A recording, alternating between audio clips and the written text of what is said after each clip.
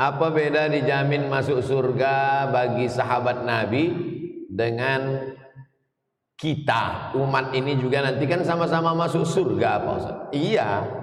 Kau tinggal di mana? Di hotel. Sama-sama di hotel.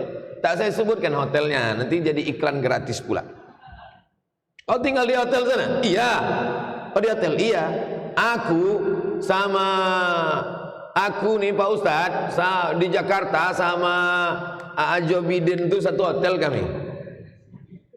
Joe Biden orang Pariaman yang jadi presiden di Amerika. Kami satu hotel. Sama-sama satu hotel, cuman bedanya dia di suite room. Suite room yang di dalamnya ada kolam renang, kamar mandi, yang lampunya model begini kan hidupnya. Nah, hidup ya. Nah, awak dipencet 3 kali tak hidup. Begitulah agak perbandingannya. Idza sa'altumullaha fas'aluhul firdaus. Kalau kau minta kepada Allah, mintalah surga yang paling tertinggi, namanya surga Jannatul Firdaus. Orang Arab menyebutnya Firdaus, orang Arab menyebutnya Al-Firdaus, orang Barat menyebutnya Paradise. Paradise itu Firdaus. Apakah sahabat Nabi itu dengan kita? Sahabat Nabi itu langsung masuk surga tak melewati neraka? Man qala la ilaha illallah Muhammadur Rasulullah dakhalal jannah. Siapa yang mengucapkan la ilaha illallah Muhammadur Rasulullah dakhalal jannah. Semua umat Muhammad sallallahu alaihi wasallam masuk surga. Nabi yang mengatakan. Datang sahabat bertanya, wa in zana wa in saraq, bagaimana kalau dia berzina? Bagaimana kalau dia mencuri? Kata Nabi, wa in zana wa in saraq, dia berzina, dia mencuri, tetap masuk surga. Pezina, pencuri masuk surga. Cuman dia obok-obok dulu di neraka. Masuk dulu ke dalam neraka sampai gosong, sampai hitam. Lalu kemudian dia seperti biji tanaman yang diletakkan di tepi sungai, kena cahaya matahari, dari biji hitam itu keluarlah tunas yang hijau putih. Begitulah penghuni neraka tadi masuk ke dalam neraka hitam, lalu kemudian dikeluarkan di tepi sungai surga. Akhirnya dia masuk juga ke dalam surga, tertulis di tengkuknya mantan penghuni neraka. Makanya nanti kalau bapak ibu masuk surga, carilah yang tengkuknya ada tulisan itu. Pas tengok kau yang dibilang Ustaz Samad masuk lu, kata dia kau lebih besar pula lagi tanda. Makanya kita berdoa 7 kali pagi, 7 kali malam. Allahumma ajirna minan nar, Allahumma ajirna minan nar, Allahumma ajirna minan nar, Allahumma ajirna minan nar, Allahumma ajirna minan nar, Allahumma ajirna minan nar, Allahumma ajirna minan nar. Rabbana atina fid dunya hasanah wa fil akhirati hasanah wa qina azabannar. Kita maunya masuk surga, tak ada singgah-singgah di neraka. Caranya biar supaya tak singgah di neraka ini 2 saja. Perbaiki hubungan dengan Allah, perbaiki hubungan dengan manusia. Dengan Allah taubat nasuha. Tiap malam sembahyang sunat taubat, sembahyang sunat wudu, sembahyang sunat taubat, sembahyang sunat tahajud, sembahyang sunat hajat, sembahyang sunat witir tiap malam. Jangan sampai tinggal. Payah bangun Pak Ustadz, setel jam 4. Kalau payah bangun jam 2, jam 1, jam 4 bangun, supaya jangan tidur lagi sampai subuh. Bangun jam 4, mandi, sholat sunat wudu, sholat sunat taubat, minta ampun pada Allah, bersih. Kepada manusia jangan zalim, jangan aniaya, jangan sakiti orang, minta maaf sama orang. Mudah. Asal selamat 2 hubungan ini, selamat dari neraka. Tapi kalau udah sama Allah maksiat, sama manusia, tahankanlah. Begitulah perbedaan kita dengan sahabat Nabi itu. Lau kana ahadukum anfaqa misla Uhudin zahaban, seandainya ada di antara kalian yang bersedekah emas sebesar bukit Uhud. Ada di antara orang Pekanbaru ini sedekah emas sebesar bukit Uhud. Bukit Uhud itu panjangnya 7 km. 7 km itu kira-kira dari sini ke Batrepe lah ya. Dari sini ke Batrepe emas disedekahkannya itu tak sampai setapak tangan Abu Bakar Siddiq. Setapak tangan Abu Bakar Siddiq paling sekilo, 1 miliar. Emas 7 kilo. Kenapa beda? Karena kalian, kata Nabi, bersedekah pada saat aman, damai.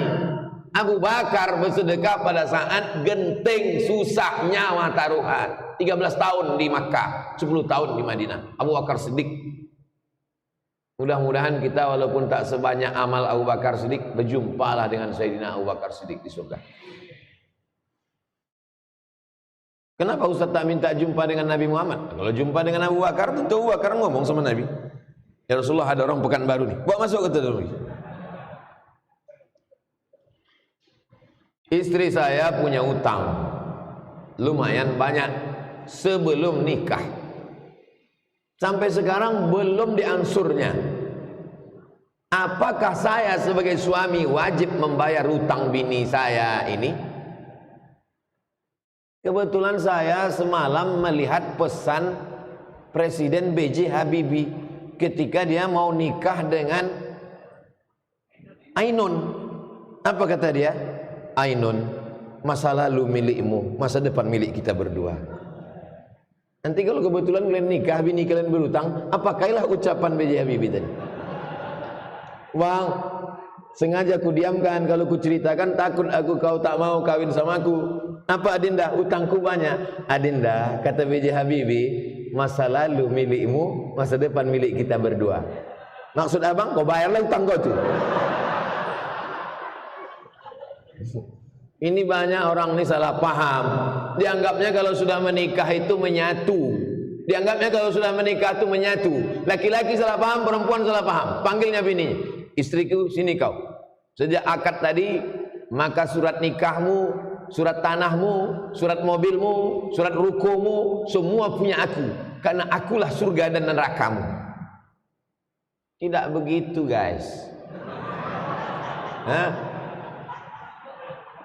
Kalau kalian anak muda nikah dengan perempuan, maka si perempuan itu tetap punya hartanya.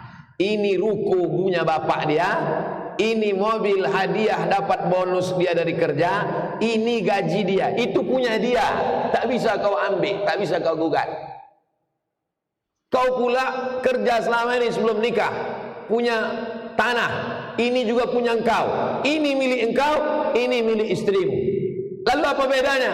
Di dalam harta milikmu ada punya istrimu. Di dalam harta punyamu ada hak istrimu. Tapi dalam harta istrimu tak ada hakmu. Ibu-ibu setuju?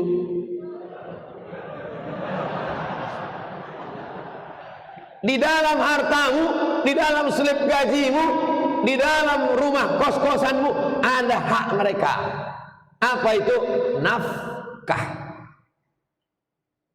makan, pakaian, tempat tinggal, pendidikan, perhatian.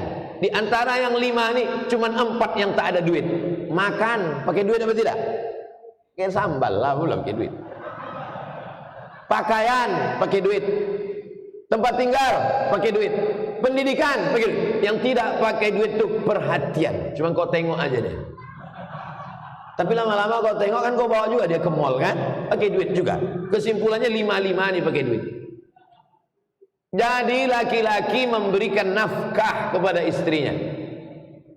Makan, pakai, tempat tinggal, pendidikan, perhatian. Nah, masalah dia punya utang tadi, wajib tak kau membayarkannya? Maka perempuan punya harta, punya tanggung jawab. Tidak wajib. Tapi kalau kau cinta, jangankan utangnya, nyawamu pun kan kau berikan. Betul kan? Ini mesti dipahami orang dengan baik. Kalau tidak, dia tak paham mana aturan. Main bola aja kita mesti tahu aturan. Mana kiper, mana back, mana striker, mana hand, mana outside. Mesti tahu itu. Kalau tidak nanti si laki-laki menipu perempuan, si perempuan menipu laki-laki. Laki-laki yang cerdas tapi jahat ditipunya perempuan. Kau jadi istriku, maka surat mobilmu, surat tanahmu serahkan sama aku, karena surgamu di bawah tapak kakiku. Iya, kan si bini bodoh tadi. Si perempuan yang pintar tapi jahat, gitu juga ke laki-laki. Karena kau sudah suamiku, maka kau wajib menanggung nafkahku. Ini surat-surat utangku semuanya. Laki-laki harus paham, kalian harus ngaji. Bongak-bongak sedikit tak apa-apa, tapi jangan bodoh kali. Umur saya 25 tahun, masih lajang. Kenapa setiap hubungan saya selalu putus? Setiap ada niat mau nikah selalu putus. Mana aku tahu? Padahal niat saya baik, supaya tak terjadi dosa. Innar rizqa la yatlubal mu'min kama yatlubuhul maut. Rezekimu mengejarmu sebagaimana kematian mengejarmu. Rezekimu mengejarmu sebagaimana kematian mengejarmu. Lontong sayur saya pagi ini mengejar saya sebagaimana kematian mengejar saya. Istri itu rezeki atau tak rezeki? Rezeki. Maka calon istrimu itu mengejarmu sebagaimana kematian mengejarmu. Tapi tetap ada usaha dan ikhtiar. Jangan setelah ini anak-anak muda ini diam aja. Kau kenapa tak cari bini? Rezeki mengejar seperti kematian mengejar. Ada dulu kawan saya, umurnya waktu itu 42 tahun, masih lajang. Asal kumpul-kumpul pasti ditanya orang, kenapa tak kau kumpul bini? Kapan kau nikah? Tapi saya tak pernah bertanya sekalipun. Saya diam aja. Saya tak mau mempermalukan dia depan orang banyak. Sampai akhirnya pas kami berdua tak ada orang lain, kutanya dia. Saya manggil abang karena kakak kelas saya. Ada tak perempuan yang cantik nampak abang? Itu perlu ditanya dulu. Mana tahu jawaban dia, laki-laki yang nampak aku cantik apa ya kan? Jadi saya tanya. Pas tak ada orang saya tanya, ada tak orang di Pekanbaru ni yang abang nampak cantik? Ada, kata dia. Mana orangnya? Coba tengok fotonya. Saya tengok. Oh, cantik memang. Di mana rumahnya? Rumah dia di sini, daerah sekitar sini juga. Besok pagi jam 10 kita berdua datang ke rumah itu. Saya tak mau mengejek-ngejek orang. Besok pagi jam 10 kita datang ke situ. Datanglah kami berdua. Assalamualaikum. Waalaikumsalam. Assalamualaikum Bu. Waalaikumsalam. Ini saya Abdul Somad. Waktu itu saya belum viral lagi. Ini saya Abdul Somad. Sekitar 5 atau berapa tahun yang lalu. Ini saya Abdul Somad. Ini abang saya. Kami sama-sama lama. Dia ini orang baik Bu. Anak ibu ada hubungan tak sama laki-laki lain? Tak ada. Niat kami ini baik. Kalau memang cocok kami mau minang anak ibu. Tapi sesuai dengan adat istiadat kita di bumi lancang kuning, kami tanya dulu. Kalau memang cocok nanti keluarga kami akan datang. Ayolah kami musyawarah dulu.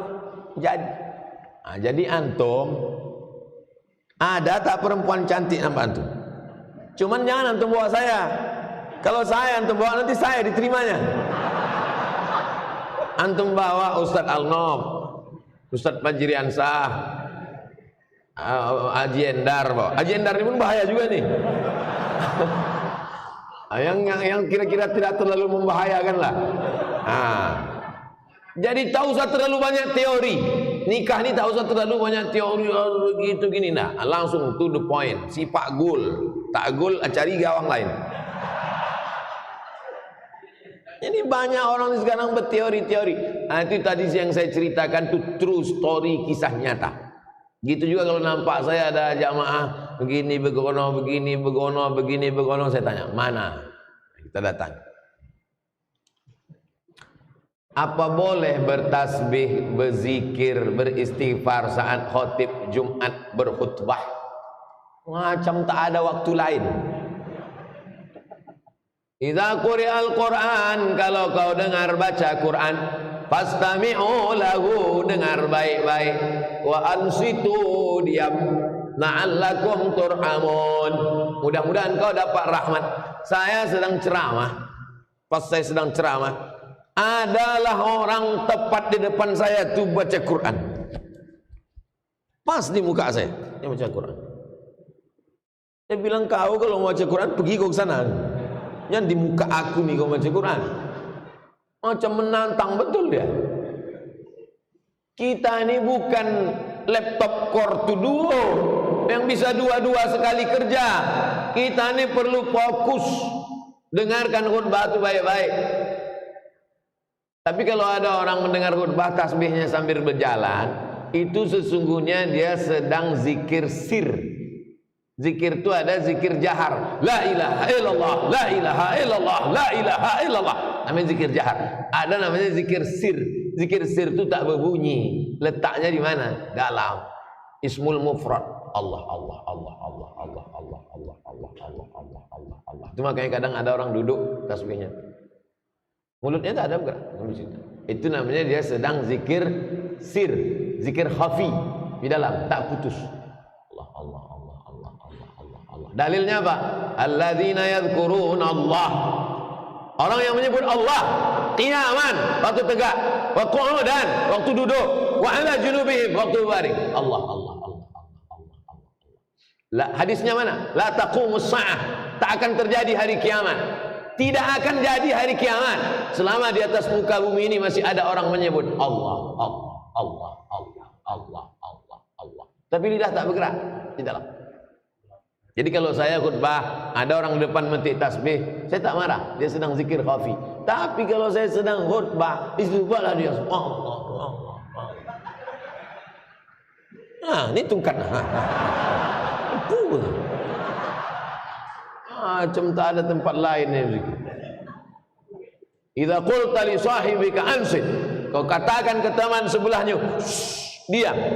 Faqad laghauta, kau sudah melakukan perbuatan lagha. Waman lagha fala jum'ata lah. Siapa yang melakukan perbuatan lagha fala jum'ata lah. Ada tempatnya udah masing-masing. Mendengarkan khutbah itu pun zikir.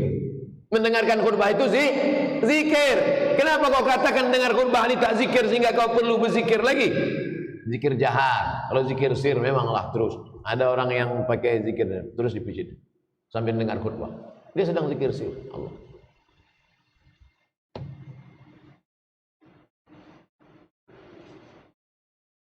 Saya tak pernah bertanya masalah bunga menabung di bank konvensional.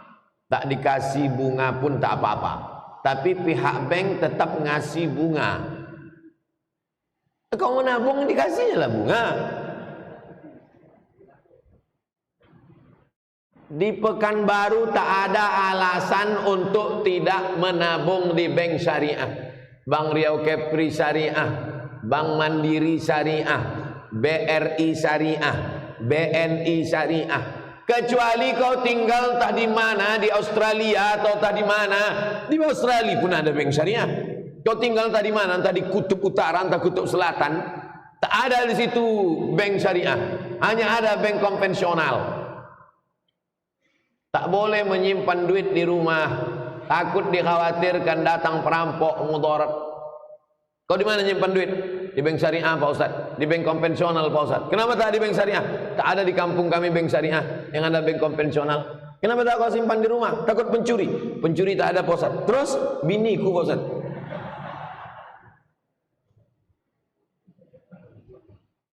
Maka kalau tidak ada lagi bank syariah, hanya bank konvensional, menjauhkan diri dari mudarat, daripada dibunuh orang, dirampok orang, digarong orang, dibuka orang rumah, diletakkan duit di bank konvensional. Bunganya di mana diletakkan?